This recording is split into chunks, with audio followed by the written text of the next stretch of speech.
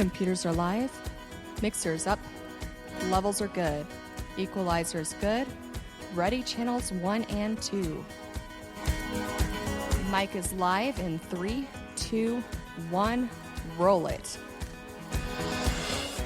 Welcome, listeners, to the My Practice, My Business podcast, where we teach dentists and their teams how to reclaim forgotten profitability in dentistry with our clinical business of dentistry training.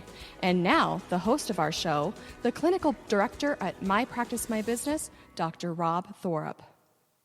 Welcome back, podcast listeners. It's Dr. Rob with My Practice, My Business, and today's topic is this one. Doctor, who is your competition? ?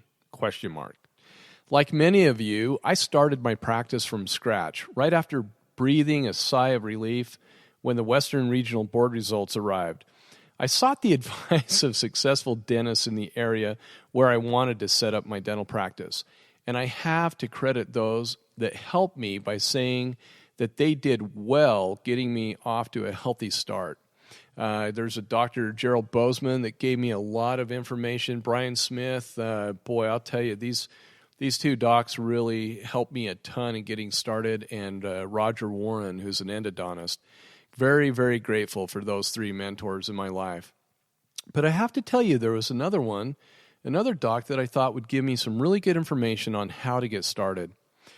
But as I talked with him, he discouraged me like crazy. He said, Rob, if you try to start your practice from scratch, I can guarantee that you'll be bankrupt in a year. That became a personal challenge to me. I couldn't believe that this individual that I really admired and looked up to just literally pounded me. There are so many areas in the state of Utah and Nevada and Idaho, Wyoming, Washington, Montana, Arizona, New Mexico. There's tons of areas in these states that if you don't want to be in the metropolis, if you go out to areas where there's growing population, but it's more out in the country, my goodness, you can hang your shingle and you can do very well in those areas. There was one constant, though, that I continued to hear over and over that I never quite believed, thanks to the business teachings of my dad. It went something like this. Rob, there's a lot of dentists in Salt Lake City, and all of those dentists are competing for patients. You have to be careful where you set your fees. Or your patients, they'll leave you for the dentist down the road because of price. And that really struck me quite hard because from day one, I never took that advice. From 9 years of age, when I was 9 years old and on, I watched customers choose different grades of batteries for their vehicles and at my dad's battery company. My dad owned a battery company that literally we carried and installed batteries from motorcycles all the way up to the huge earth movers that you find out at like Kennecott Corporation with the open mine pit out there. And the battery company was well known for quality and service, and not so much price when it came to our retail customers. Now, we were a wholesale distributor at the time, but we also sold retail to customers who drove in, and people, lots of companies, big corporations, bought batteries from us because we were a wholesaler, but the retail customers were fun.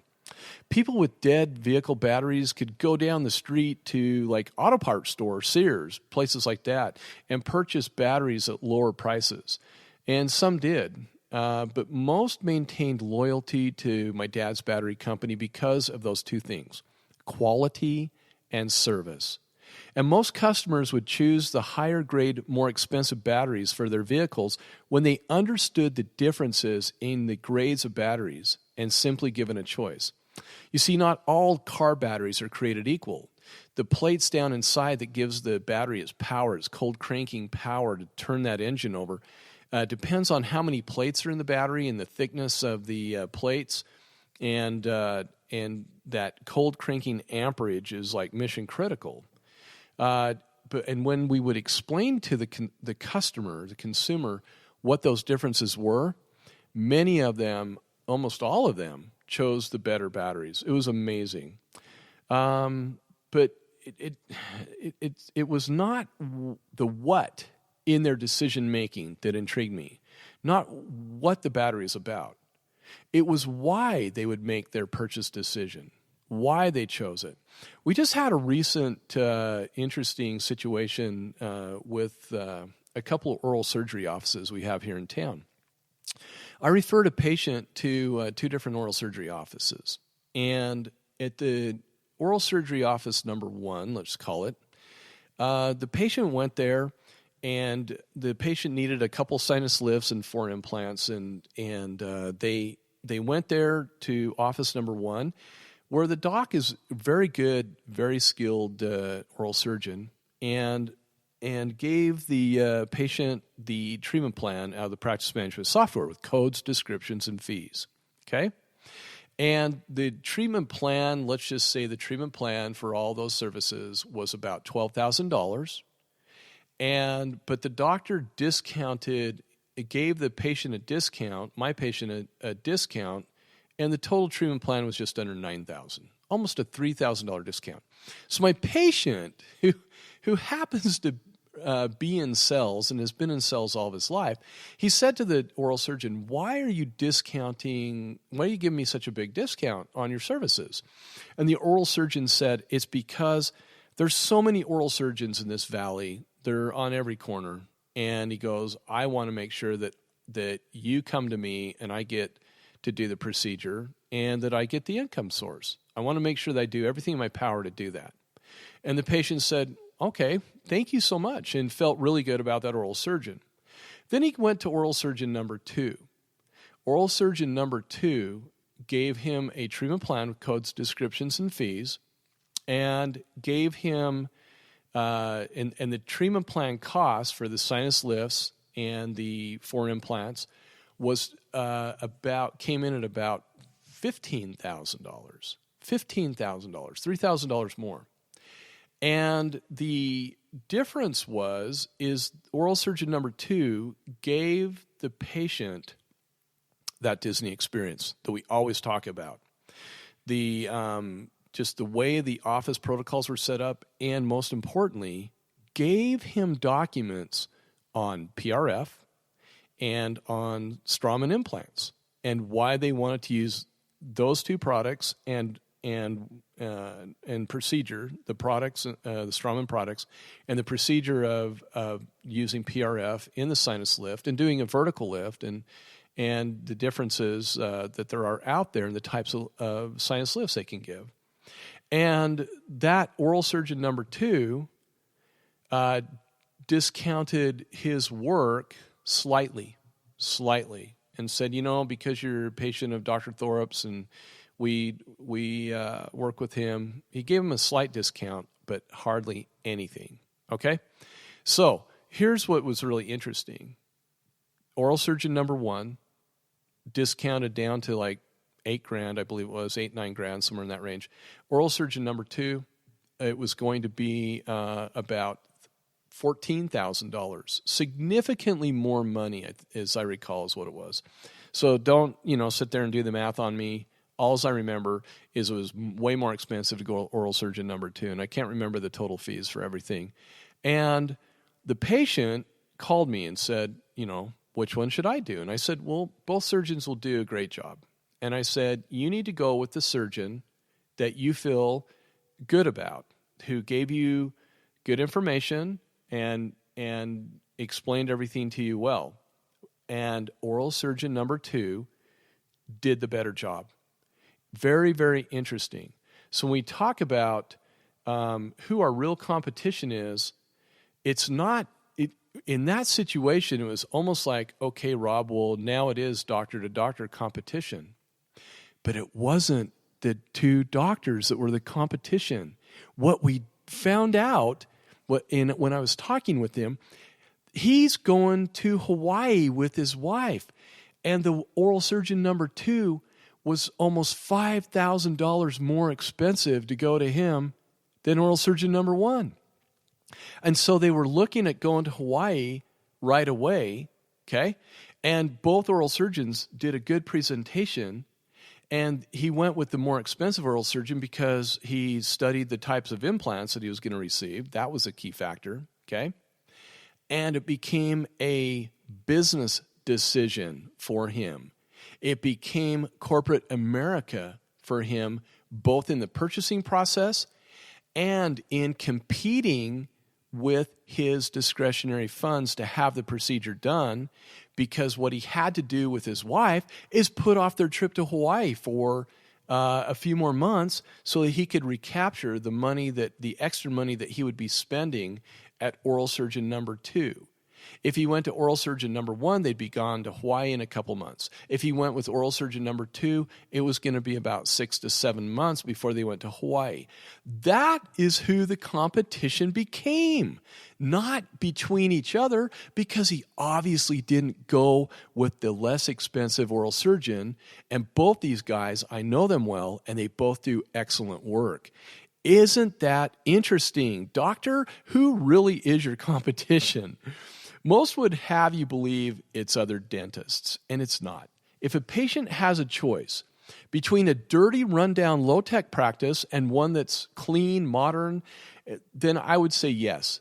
One practice definitely has a competitive advantage over the other one, and that becomes a competition between the two. But all factors being pretty equal, our primary competition in dentistry is actually non-dental businesses that compete for our patients' discretionary dollars. Every form of corporate America advertising that prevents our patients from spending their money on oral health is a direct loss to dentistry. And the competition for our patients' dollars usually begins right when they leave our office, regardless of how spectacular our dental case presentation is or not. So why does that patient, who is also a consumer, choose oral health care over other wants and needs? And how do we realistically and effectively compete for our patients' funds? We do what every other business does. This is what we have to be trained in. This is what we have to accept. This is what we have to get over ourselves on. It's an old business marketing principle. We help them understand the why they need dental treatment. When our patients understand the why, and that word why is in quotations, they are more likely to become emotionally attached to their needed treatment. And they're more willing to choose dental treatment over other purchases. The treatment documents that are found in My Dental Docs are product and procedure specific. They're branded to your patient and they're branded to your practice. Most importantly, they teach the why they need oral health care. Now, I'm not here to sell you the patient education case presentation system called My Dental Docs that our company has.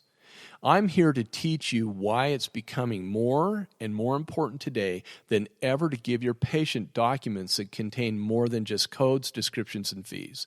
And for heaven's sakes, if you don't use My Dental Docs, you've got to create something like it. You've got to create one-offs on products that you use, procedures that you do. If you want to spend that time doing it yourself, go for it. This is so funny. I hesitate when I started talking about this because you've heard me talk about, there are books written about the power of the purse, okay? But when our patients go home, they need to be able to either remember why they needed dental care, or they need to be able to explain that needed dental care to the financial decision maker in the home. And that's where the power of the purse is, guys.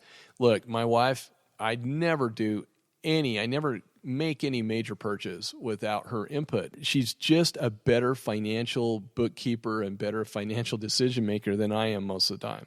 So did you know that the national case acceptance rate in the nation is between 27 and 34%? So when the patient goes home and the financial decision maker wasn't in your practice, what's being lost there? They're not able to explain in patient speak why they need that dental care. Then you have established practices that experience case acceptance rates between 40 to 60%. What is the science behind those patients who don't readily accept your diagnosed treatment? Where do they go? They typically put off their needed dental care until it gets worse. And we all know it gets worse, even more expensive. Many years ago, the American Dental Association published an article called The $1 Million Filing Cabinet. That cabinet exists in every dental office with docs who have been in private practice for between 5 and 7 years. That cabinet contains patients with unscheduled diagnosed treatment.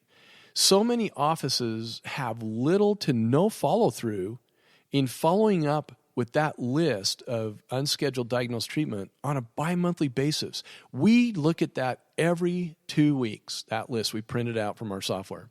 We don't want to come across as desperate or salesy.